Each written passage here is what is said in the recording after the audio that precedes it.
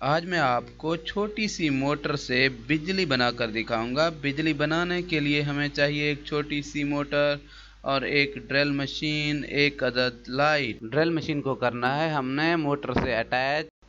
Motor से attach करने के बाद मोटर की तारें मिला देनी है लाइट से तारें लगाने के बाद अभी हम ड्रिल को चालू करेंगे और मैं आपको दिखाऊंगा कि किस तरह ये ड्रिल से मोटर बिजली पैदा करती है।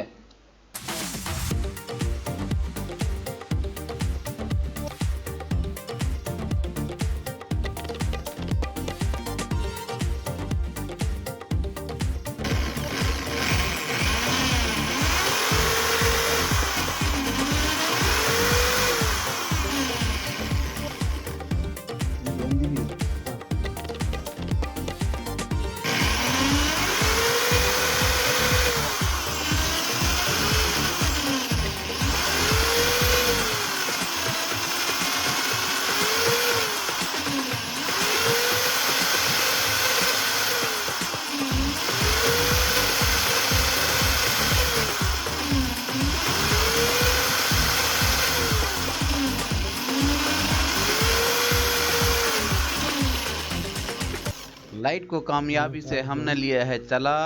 जी दोस्तों, अगर मेरी वीडियो आपको अच्छी लगी तो मेरे चैनल को लाइक करें, सब्सक्राइब करें और बेल का आइकन दबाना मत भूलें ताकि मेरी नई आने वाली वीडियो आप तक पहुंचती रहे।